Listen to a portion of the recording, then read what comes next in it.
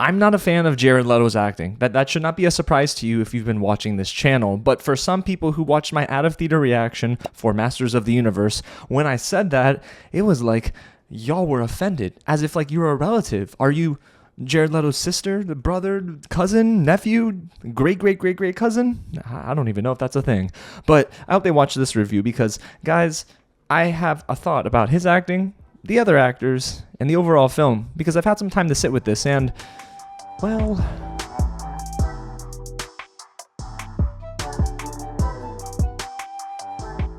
what's going on, you guys? James here with another real review, and today we're getting into my full thoughts on Masters of the Universe.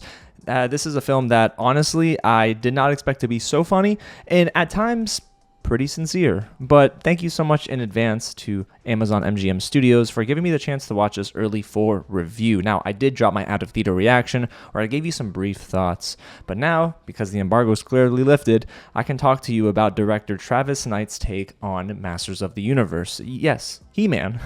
Y'all know him, I'm sure, because He-Man was everywhere in the 80s, and I definitely did not grow up with He-Man. I didn't grow up with Masters of the Universe, so I was going into this pretty cold. Now, before we get into my full thoughts on the movie and I let you know whether it is as good as people are saying it is or if it's a tad bit overrated, if it's your first time here at the channel, welcome to Real James, where I love talking about movies, TV, and yes, all the news in between. So if you do too, hit the big red button below, get subscribed to the channel, turn on those bell notifications because I'm dropping my review next week of Steven Spielberg's Disclosure Day, and I will see any Steven Spielberg film. So it doesn't matter if it's about aliens or if it's about bears. I'm watching it, okay? Could be about alien bears. And I'll be dropping my thoughts on Season 3 of My Adventures with Superman, because I've been watching that too, and I have thoughts. So, guys, again, let's get into my review of Masters of the Universe, directed by Travis Knight, who directed Bumblebee and Kubo and the Two Strings. It releases in theaters, well, now, as at the time of you watching this, it's in theaters, and it's starring a decent ensemble cast. I mean, notable names, for sure, like Nicholas Galitzine as Adam, or He-Man, Camila Mendes as Teela, and even Jared Leto as Skeletor, or Jared Leto's voice as Skeletor in motion capture Skeletor and Jared Leto, because let me tell you, a lot of VFX and vocal modification does some work there. But the film itself is a nice introduction for old fans and new fans alike, because again, I don't know anything about He-Man, so it was kind of cool to dive into this world. After being separated for more than a decade, the Sword of Power leads Adam back to Eternia, where he discovers his world is ruled by Skeletor. So to save his family and his people, Adam must join forces with Teela and Duncan and embrace his identity as He-Man. And if you're wondering, yes, he has the power, okay? So now we have the power to transition into my positives, because there are some really good things about this movie, you guys. And it starts with the fact that, man, it is unexpectedly hilarious at times, and that's because the movie never takes itself too seriously. Based on what I know from the original source material, it is cheesy, it's over the top, its villains are totally 80s villains. So this film does capture that slice of life, that period of time, and gives it a more modern spin. And I actually think they did it quite well for the most part. Travis Knight clearly understands the essence of the source material, and it feels very lived in. This entire film does a very good job with world building. We don't spend too much time at all on Earth, and I really appreciate that. If we were spending so much time on Earth with all of its product placements, I would have been very frustrated, but that didn't last for long at all. Instead, we're spending majority of the film in Eternia, and well, He-Man fighting Skeletor and trying to reclaim his world and bring his people back to freedom, basically. So this film is definitely a movie that I think purists will enjoy from what I've been hearing, but also those who are new to this lore, it won't be too hard to understand. Now, do things get a little complicated at times? Sure, but the movie does a decent job at introducing you to new heroes and new villains in the Masters of the Universe franchise. And like I mentioned earlier, when it comes to the jokes, the movie did have me laughing. Now, your mileage may vary because, yes, there's a joke every 5 to 10 minutes, and I'm not here to say that this is like the Marvel formula that everyone's sort of been talking about. I don't subscribe to that train of thinking, but I will say the original source material, for as zany as it was, could only really be adapted for live action in this way. You really can't make a serious Masters of the Universe film. Sometimes, though, for 2 hours and 12 minutes, just about this entire film's runtime, it can get a little much. Now more on that in the negatives. But for the most part, the movie did have some really laugh-out-loud moments, especially with Ram Man and, there were some innuendos here that made me laugh. There were also some moments of meta humor where the film actually recognizes memes of Masters of the Universe. And when I say memes, you know the meme. Yes, you do. It's the one meme that everyone's going to come into this movie thinking of, and they deliver on it, okay? I was laughing. I turned around to some of my buds sitting next to me and said, they're really doing the thing. And that's Travis Knight just understanding the playing field for Masters of the Universe. So again, that actually aids the movie and the experience watching it with a crowd. And I will say the VFX work, the set designs, even the costuming was pretty on point. And I think the strongest point of the film really is Skeletor when it comes to the VFX, the way his eyes are like those laser dots and stuff, because that's how it was in the series growing up from, well, what people are telling me. I didn't grow up with it again, but I remember seeing Skeletor and I'm like, dang, this is pretty spot on. No costume looked too cheesy, and none of the VFX took me out of the film. There were instances where the green screen was pretty noticeable, but I did not actually see a lot of those instances. Instead, I actually came away thinking, dang, for a Masters of the Universe movie, they did a good job. Now, outside of those technical aspects, I want to talk about some standout performances, beginning with our leading man, Nicholas Galitzine. I don't know much about him. I know that he looks like a heartthrob on screen, you know what I mean? He was in this movie with Anne Hathaway, I believe, The Idea of You. Correct me if I'm wrong, but I like the way he presented the character of He-Man in this film. He does a very good job at balancing this like awkwardness, you know, where you can tell this dude is handsome, but he's very awkward. He's a kid who has yet to grow up in a way, but he's also brooding in instances where you notice that like, man, he can play the role of the leader, you know what I mean? And the dude is insanely ripped, so that actually helps. But the film does challenge him to balance the humor, the heart, and the drama at times, and I think he does a very good job. I also really liked his co-star Jared Leto as Skeletor, and it pains me to say it, does. It really does, you guys, because, again, I'm not a fan of Jared Leto's acting. Did he do well in Dallas Buyers Club? Absolutely, that's his best role. And Skeletor here is his best role since Dallas Buyers Club, and I really think that he does a good job with the way he pronounces words, and he like enunciates, and then the way he just has his like dialogue with characters. It's silly, it's villainous, and he even like rolls his R's in a way that I'm like, okay, he's really chewing up these scenes. It's cheesy, it's zany, it's silly, but it works. And Jared Leto sure is not really seen with his face on screen. It is a lot of VFX and mocap work, I'd have to imagine, but the vocal modification also helps him. If they didn't have that sort of mixing where it gives him like a deeper booming voice at times, it would probably not work. But the vocal modifications do a very decent job at lifting up his performance. But I'll give him credit where credit is due, I guess. Jared Leto does a very good job in this movie. But speaking of chewing scenes, Idris Elba as Duncan, or Man-at-Arms, is a cool character, and I love Idris Elba. I think he's an incredibly talented actor, and here he plays a fatherly figure to Adam while also being a tough dad with Teela, who's trying to like sort of repair his relationship with his daughter.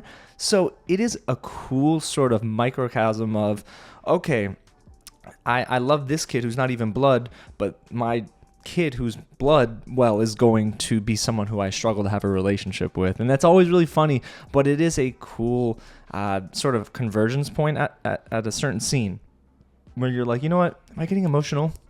Am I getting emotional in a Masters of the Universe movie? And yeah, you know, Idris Elba and Camila Mendes do a good job, you know, in the third act during a certain scene. And I've been seeing a lot of criticism with Alison Brie's performance, but listen, Evil Lynn I thought was fine in this film. She did a good job at capturing that silly, over-the-top character, the right-hand woman to Skeletor. She was good. I don't think that she was, like, exceptional, but I don't understand the hate because I thought that this film was supposed to be silly. So let these actors and actresses just sort of eat up these scenes, right? But I don't believe Masters of the Universe actually works as well as it does if it wasn't for Daniel Pemberton's composition. His score here is unbelievably good. I mean, yes, Brian May's guitar work also aids this film quite a bit, but it does feel like this 80s hard rock, like thrashing your head back and forth type of experience at times. And then there are moments where, you know, the score mellows out and we have some very down to earth moments, right? And Daniel Pemberton is he's very flexible. I feel like he's got a wide range of how his talents can be used in film. And he's on this generational run right now. My goodness, this dude's having a great decade, I feel like. The last half decade even. But he's doing an incredible job. He's got such a bright future ahead. But Daniel Pemberton really is someone where I see his name as the composer for a film and you're immediately bought in, and he does a nice job at sort of bringing the film together and putting a nice bow at the top. Alrighty, y'all, so now it's time for the negatives, because for as much as I thought this movie worked in many areas, there's a glaring issue for me. So, like I mentioned, it's a nearly 2.5 hour adventure, right? That's not a bad thing. I don't care about runtimes that long. Heck, I just bought my ticket for the Odyssey. You know what I mean? But this movie becomes exhausting by the third act. And that's not because there was an issue with the AC in my theater. It was hot in there. Okay, very hot. But the movie's humor, the way it uses that as a device sometimes to move the plot forward, can be very exhausting. Swinging for the fences with every punchline results in a lot of misses too, right? I don't think that this movie did the best job at delivering high quality jokes with every single scene, and it happens often. So during the third act, you start to feel the runtime. At least I did. And that's solely due to the fact that the movie's humor runs dry. There were many stretches in the back half of the film where I was falling into the lore and the drama that was presented, and then there was a very lame joke where it breaks the immersion. There was clearly a scene where I turned to my buddy, and I will say I did not love that scene, and I had to say it to someone. I'm like, dude, that was terrible. So Skeletor literally says in a scene, "I'm a villain." Like, come on, how did that even make it into the film? You can do that in a more clever way, I feel like, or just not have him say that at all. Present the joke differently, because that to me is too on the nose. Or in Skeletor's, too on the face. Does he even have a nose? But I don't think that type of writing aided the film. Instead, I think it does drag it down quite a bit. And it also hurts the pacing of the movie. I just wish they were a little bit more selective when it comes to the times of humor. If this was maybe a little bit of a tighter script, I do think that the film would have felt more complete. But instead, by that last 40 minute stretch, I was just sort of I was ready to tap out, basically. And unfortunately, some performances just weren't necessarily too memorable either. I like Camila Mendes, so it pains me to say this, but her performance as Teela just felt a little too held back. Maybe she was held back by the script, but it just didn't work for me because it was playing too against the movie. The movie is zany, it's silly, it's supposed to be very funny, and it is at times, like we've talked about, but she doesn't carry that same energy. She wasn't able to hang with a lot of her co-stars in certain scenes, and it did kind of stick out. But she's not alone, because there's also some performances by very supporting actors and actresses that whenever they were on screen, I couldn't do it. James Purefoy as King Randor, not convincing to me whatsoever. And I think, what's her name? Charlotte Riley as Queen Marlena, terrible. I'm so sorry, but that performance was horrendous. There are instances in the third act where she's hugging Adam. There's one scene where she's hugging Adam. Not one word. Grunts, noises, and it was awkward. And I don't know if it was supposed to play awkward, but no one was laughing in my theater, and neither was I. So whenever scenes sort of start to center around these characters, I just think that the movie begins to be dragged down a bit. So I do wish, again, Camila was maybe given a better script for her character, but it didn't work for me, sadly. So overall, you guys, what do I really think about Masters of the Universe? to answer the question I posed in the beginning, is it as good as people say it is, or is it a tad bit overrated? I'm kind of in the middle, because I do feel like the film itself, when I left the theater, I kept saying how fun it is. And yes, it is fun, but it is not as rewatchable as I thought it was going to be. The movie is a little too long for its own good, but that's not because I can't sit through a 2-hour or more runtime. It's just because the jokes don't play well sometimes, and I can't see them playing well on a rewatch either, especially when you know what's coming. The film, I think, will be loved by purists. It will be loved by those who grew up with the original series. I'm on the fence about this film a little bit more than I thought I would be. I think it's still strong. I would probably give it 3.5 power swords out of 5, but I'm not so sure that the movie, again, is going to have legs. And the reason I say that is because you watch it once, awesome, but I have no desire to really watch it again, simply for the fact that it is just too much. I got to go through these bad jokes again to get to the good ones. And yeah, the performances, there are some that are really good, but I think the movie might be just a tad bit overrated. I don't think it's bad. I don't think it's great.